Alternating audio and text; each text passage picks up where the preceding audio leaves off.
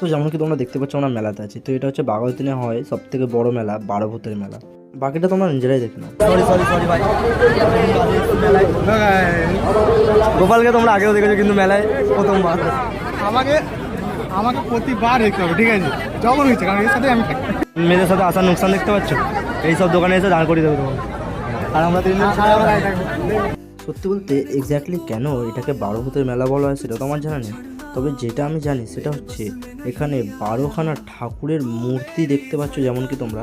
তো এই 12খানা ঠাকুরের মূর্তিগুলোকে একসাথে পুজো করা হয়।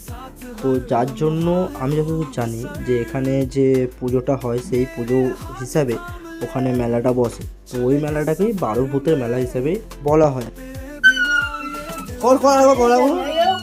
কি হয়েছে? নাচছিস কেন?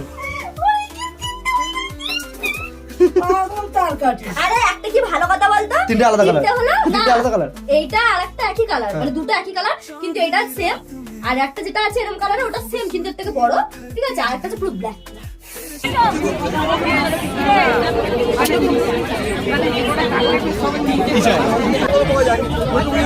কাকু বলছি এই ছেলেটাকে সাদা বানানোর কোনো